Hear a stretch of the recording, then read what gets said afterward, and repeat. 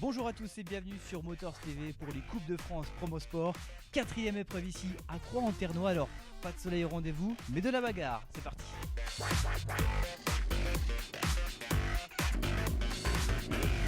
Et oui, c'est parti pour 2 jours de compétition dans le nord de la France. Une épreuve ultime, on est presque à la mi-saison et c'est l'occasion pour tous les pilotes de gagner de précieux points, une affluence record. La fédération espère tout de même séduire de nouveaux adeptes avec la 400 cm3. Nous avions besoin d'une nouvelle catégorie, puisque les usines sortent maintenant cette catégorie des 400, on en a profité pour sauter dessus et faire cette nouvelle catégorie. Et l'un des grands favoris de cette catégorie, c'est lui, Marius Tabariès, avec sa toute nouvelle Yamaha R3. Marius, pourquoi ce choix ? Pourquoi ce choix ? Parce que en fait la suite logique de la 125 YZF, championnat que j'ai fait la saison dernière, donc voilà, j'ai fait le championnat, j'ai gagné et je devais normalement partir. Le règlement dit que je devais avoir un R6 et un peu de budget. Et en fait j'ai pas eu assez de budget. On a vu pour m'avoir un R3 et faire plutôt la suite logique de ce que j'aurais dû faire, donc partir en 400 avec le challenge R3 qui c'est tout aussi bien. Et puis je m'amuse autant en fait. Marius qui est en totale décontraction à quelques minutes du départ de la première course de week-end. Et le voilà déjà leader, presque inaccessible pendant 20 tours, presque 5 secondes d'avance sur le reste du plateau. Valentin Grimaud, qui n'était pas sûr de prendre le départ pour des raisons mécaniques, accroche la 2e place. Il ne va pas la conserver longtemps. Le numéro 90 de Baptiste Gigon est déjà bien dans sa roue jusqu'à la fin. C'est une grosse bataille pour la 2e place. Victoire finale de Marius Tabariès.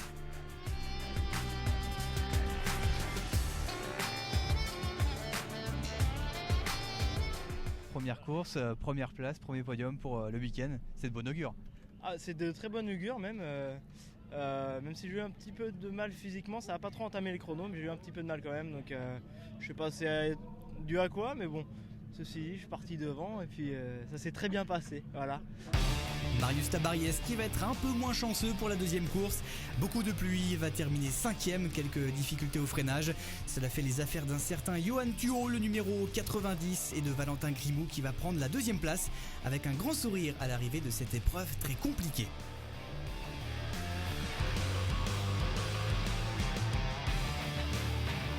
Je voyais rien du tout, la visière, j'avais de la buée partout. Je voyais le panneau +0 avec Grimaud qui me mettait la pression, c'était vraiment pas facile et je suis vraiment content que ça soit arrivé au bout.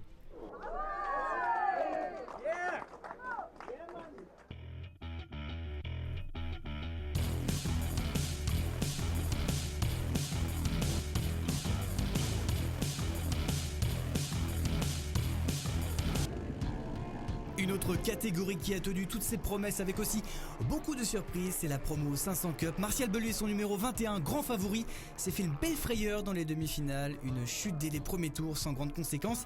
Il s'est qualifié à sa grande surprise pour la course finale. La performance est là, en revanche, il n'aura pas l'autorisation médicale de participer à la course finale, ce qui va faire les affaires de ses principaux concurrents.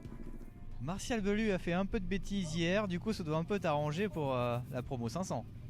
C'est le cas. Maintenant, il faut finir le boulot. Ça a bien commencé depuis hier. J'ai fait de bons essais le matin, j'étais vraiment dans le rythme. La demi-finale, j'ai assuré le coup. Maintenant, faut terminer en beauté. On n'a pas le temps, mais j'aime les deux conditions. Les deux conditions me plaisent, donc je reste confiant. Ludovic qui nous a invités à le suivre en embarqué au départ de l'ultime course du week-end. Départ qu'il va bien négocier, un pilote fort sympathique, membre du club Elite Hautes-Alpes, club au passage présidé par un certain Luc Alphand. À l'arrière, c'est une grosse bataille pour la 2e place entre le 74 et Olivier Devise, le numéro 20. Une course qui va se terminer sous drapeau rouge à 5 tours de l'arrivée. Victoire finale pour Cyril Eruham.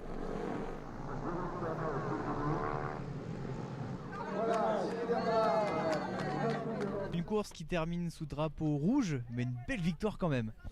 Oui, bon, quand je suis passé en tête, j'ai essayé de mettre un rythme, j'ai essayé d'imposer mon rythme à moi et ne pas m'occuper de ceux qui étaient derrière. Je me suis même pas rendu compte qu'il y avait drapeau rouge et c'est vraiment, j'ai eu le temps de faire un demi-tour complet supplémentaire. Je m'en excuse d'ailleurs au commissaire. Et voilà, c'est super. J'ai pris un mauvais départ, j'ai réussi à attaquer tout le monde un par un et puis Je manquais de puissance en bout de ligne droite, mais bon, on a fait avec et je suis très content.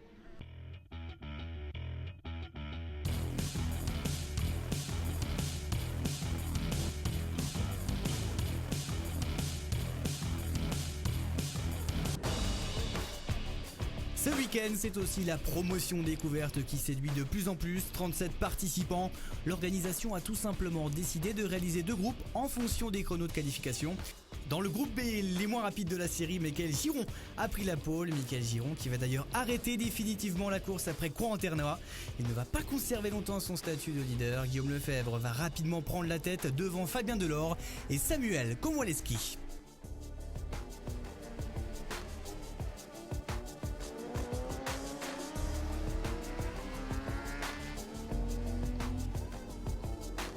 Deuxième course, on prend les mêmes et on recommence avec des conditions de course exécrables.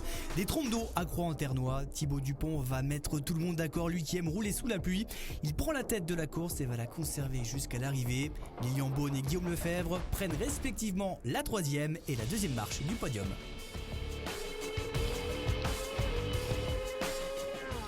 J'ai réussi vraiment à faire un bon départ. Je pars 11e au quali, j'ai pas fait des très bonnes qualifs hier. Donc là du coup je pars très fort, je sors 3e au premier virage, 2e au 3e et après j'ai géré ma course et voilà, donc ça fait une belle victoire pour aujourd'hui avec ce temps. Dans le groupe A, le groupe le plus rapide aux qualifications, les choses ne vont pas très bien se passer dans la première course puisqu'il y aura tout simplement un drapeau rouge dès les premiers tours suite à un accrochage. Un accrochage sans conséquence pour les pilotes. En revanche, il y a de l'huile sur une bonne moitié du circuit. Le deuxième départ est donné plus d'une heure après. Thomas Gallet prend rapidement la première place et nouveau coup de théâtre. Deuxième drapeau rouge suite à une chute. Ronan Dodd s'impose finalement après une course très compliquée. Même condition météo pour la course numéro 2. Thomas Gallet va avoir sa revanche. Ronan Dodd, toujours dans sa roue. En 3e position, on retrouve Aurélien Kuhn du team MC Vero.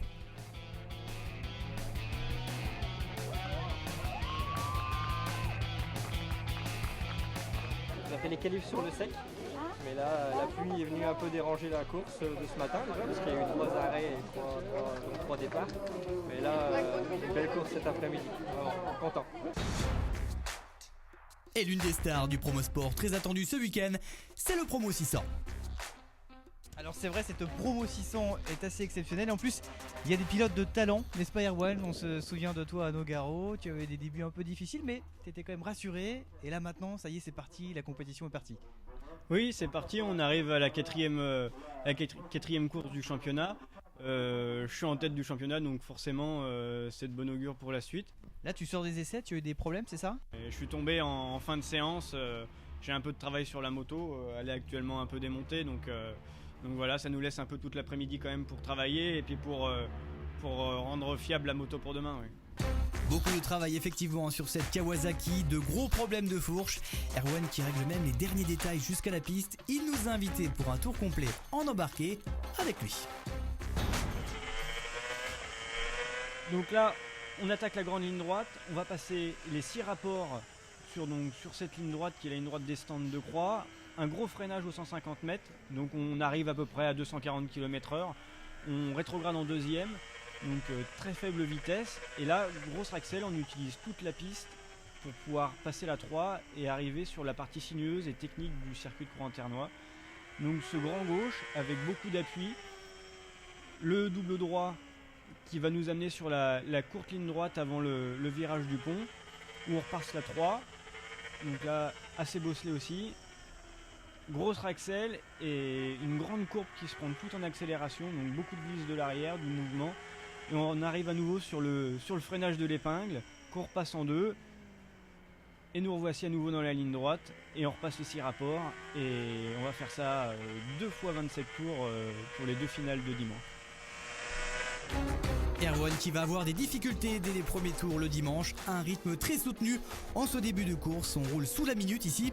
Cyril Guignard démontre tout son talent de pilote, il remonte de la 3e position pour devenir quelques tours plus tard le nouveau leader, 2 secondes derrière Patrick Majot.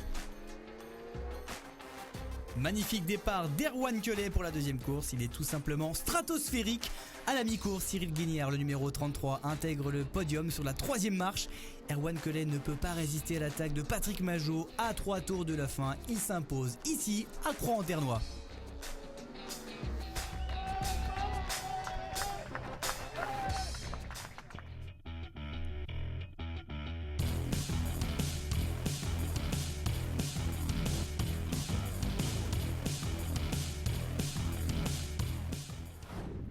La course la plus spectaculaire du week-end, c'est du côté du Promo 1000. Cyril de la Ville-Montbazon, leader au classement général depuis Nogaro, part grand favori. Attention à lui, le numéro 99, que l'on a senti très combatif en pré-grille. L'objectif, c'est vraiment de rester sur ses roues, de rien lâcher, et puis on verra la fin de course. Ça va être long, 27 tours ici, ça va être physique, donc il va falloir tenir, quoi. Faut pas s'enflammer au départ, et puis faut tenir. Et dès le départ justement, il va prendre les rênes de la course, mais il va chuter rapidement, trop optimiste à la réaccélération. Maxime Gucciardi à la bataille pour la troisième marche du podium va tout donner. Il va finir 4ème, Thibaut Duchesne en profite pour s'imposer. Et la deuxième course est beaucoup plus difficile. Cyril de la Ville-Montbazon en profite pour revenir dans le trio de tête. Une belle bagarre avec Alex Plancassagne. Premier à 2 tours de la fin. Et la persévérance de Cyril va tout changer. Alex, c'était pas facile à aller chercher. Et voilà, j'ai réussi à trouver une faille quelque part. Et je suis passé. Et puis après, je l'ai plus revu jusqu'aux 2 tours de la fin. Mais bon, voilà, c'est compliqué.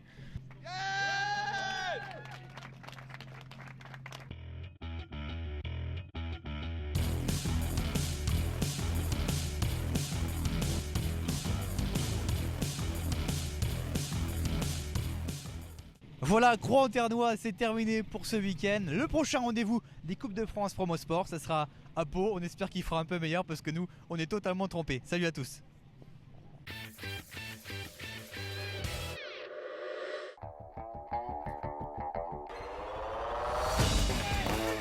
Direction l'Ardèche et le village de Colombier-le-Vieux pour un week-end de Pentecôte 100% trial et 2 manches du championnat de France au programme. Un beau succès populaire puisqu'environ 3000 spectateurs ont assisté à un duel en haute altitude entre les 2 experts du trial français, les vainqueurs des 3 premières épreuves de la saison. D'un côté le leader du championnat Alexandre Ferrer, de l'autre Loris Gubian, le quintuple champion de France et premier poursuivant de Ferrer dans ce championnat 2015.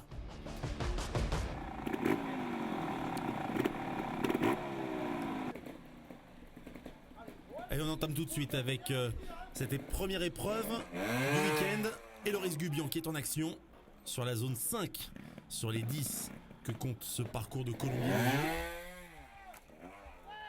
Et avec un petit peu d'équilibre, ça passe sans problème, 0 faute ici pour Gubian qui mène la danse. Alexandre Ferrer qui est à son tour en action.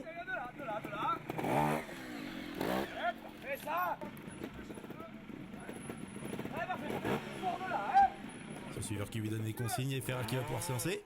Ça passe aussi sans problème. Ferrer qui est pour l'instant deuxième après les premiers passages dans cette épreuve, première épreuve de Colombier-le-Vieux. Derrière Loris Gubian qui enchaîne sans trop faire de faute et Ferrer non plus ne fait pas de faute. Si, une petite faute là en sortie. Et on passe tout de suite à la zone 9. Vous allez voir, c'est une zone quasi infranchissable. Ferrer qui essaye de la raboter un petit peu alors que Loris Gubian va s'élancer. Et vous allez voir, il y a un gros, très très gros obstacle qui va arriver où Loris Gubian va essayer de franchir maintenant, mais vous allez voir, ça va être compliqué.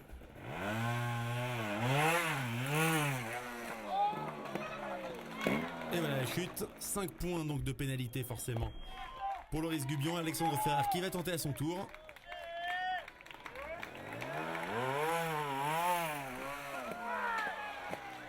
Grosse chute pour Alexandre Ferrer, sans aucun dommage, rassurez-vous.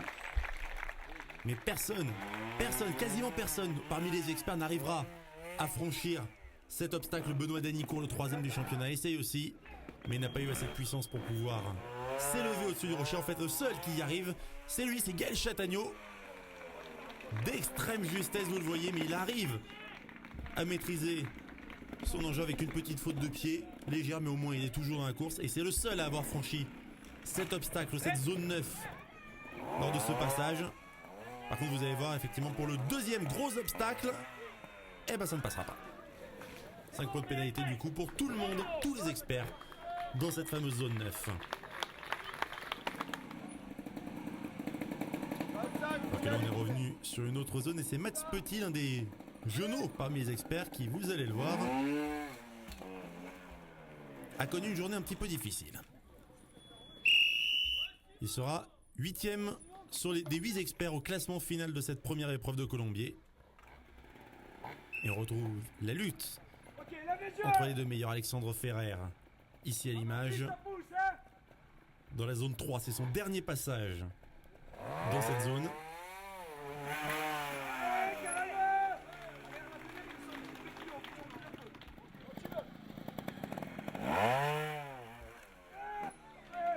Et ça passe, Ferrer qui peut entamer comme ça sa remontée lors de ce dernier tour. Benoît Danicourt, on va en parler, qui a fini 3ème de toutes les courses depuis le début de la saison derrière Ferrer et Gubian, et qui là encore va terminer 3ème. Il était dans le coup pour la victoire finale jusque dans les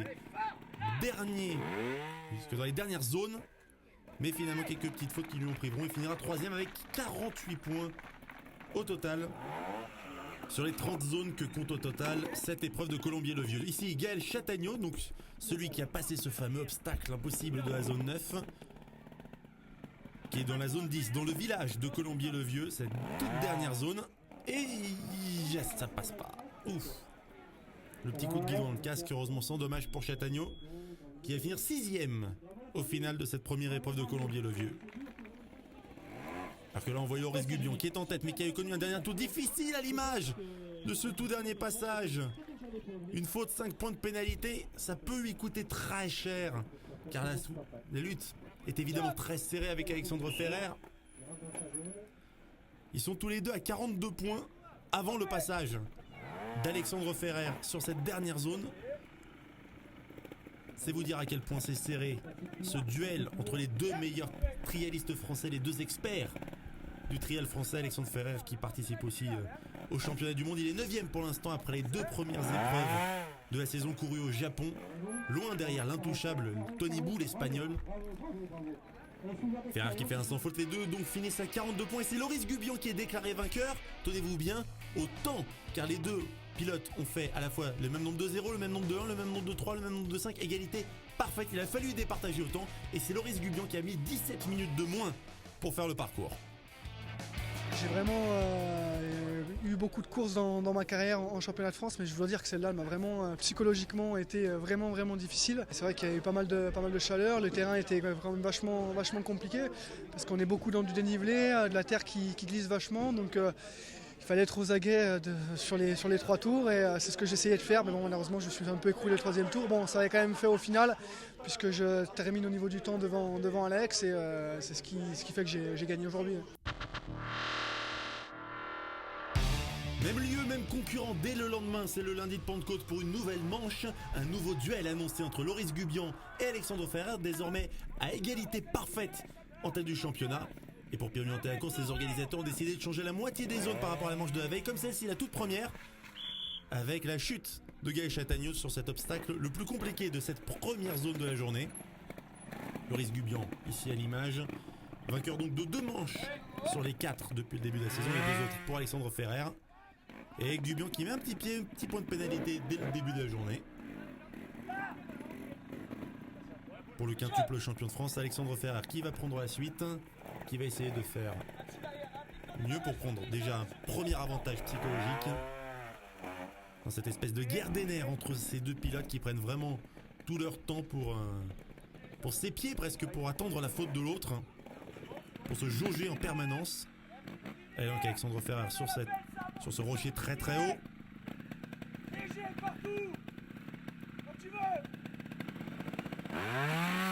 Allez, c'est parti. Ça passe. C'est un peu léger finalement, un petit pied quand même pour essayer de ne pas se mettre hors des limites. Une faute pour chacun. D'autres ont un peu moins de chance, vous le voyez. Comme par exemple Quentin Carl de Codembert. Ou alors Max Petit, juste ici. Hop, pas assez de puissance. Et du coup, on passe un peu plus loin sur la zone numéro 4 avec Loris Gubian à nouveau, le quintuple champion de France.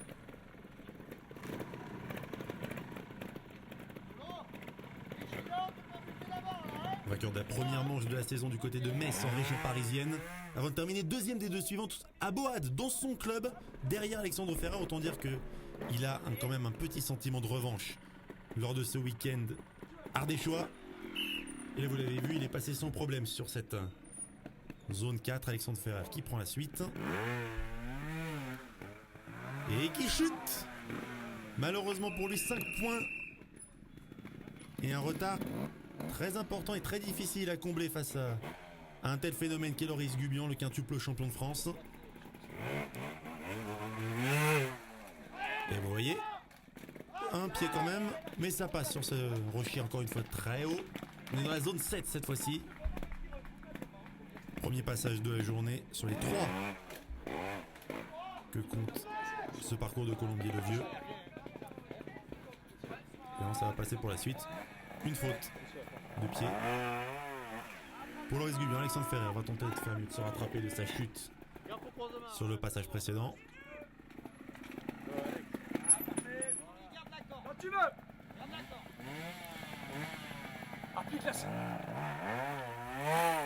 Prise de vitesse et ça passe cette fois. Pas de pied dehors. Impeccable. Ça fait un point de rattrapé toujours pour Alexandre Ferrer. Ça peut toujours faire la différence à la fin. Alors qu'on est un peu plus tard dans l'après-midi dans le deuxième passage au niveau de la zone 5 de ce parcours de Colombier. Loris Gubian en action. Et encore une petite faute de pied pour Loris Gubian. Mais vaut mieux assurer le coup dans ce genre de cas plutôt que de risquer la chute et 5 points de pénalité.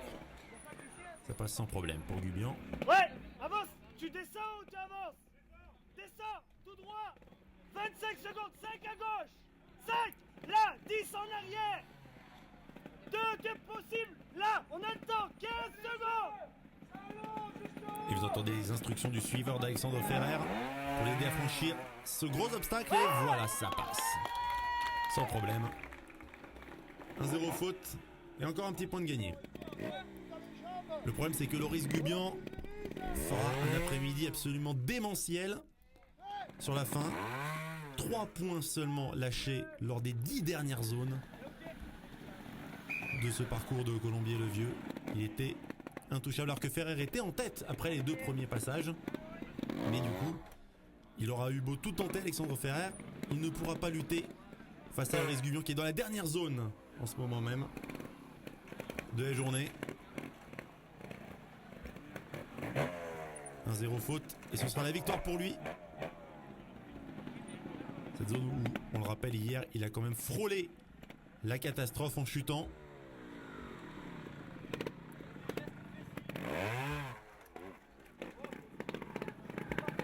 Cette fois-ci, ça aurait pu être encore un petit peu chaud. Et tout en maîtrise de Loris Gubian qui va s'imposer pour un petit point, 29 points contre 30 à Alexandre Ferrer, grâce à cette dernier tour à 3 points qui lui donne le week-end parfait, 2 victoires en 2 jours pour Loris Gubian qui reprend la tête du championnat. C'est vrai que c'est encore pas été évident puisque seulement un seul point d'écart, mais bon, je suis toujours là, je suis à fond derrière, et s'il y a en général une course à prendre ou une victoire à prendre, je la prends, et puis vraiment super content de mon 3e tour, parce que je réalise un 3e tour à 1 point, c'est vraiment magnifique. Je pouvais pas rêver mieux, un week-end comme ça, on en veut tous les week-ends quand il y a des compétitions, mais bon, il y a des pilotes qui roulent fort derrière, donc on essaye de pousser, de travailler pour gagner ce week-end-là. Un week-end parfait pour Gubian qui avait 3 points de retard au championnat, qui en a maintenant 3 d'avance sur Alexandre Ferrer. Mais la bagarre est loin d'être terminée. Prochain rendez-vous début août dans le Finistère à Ploudiri.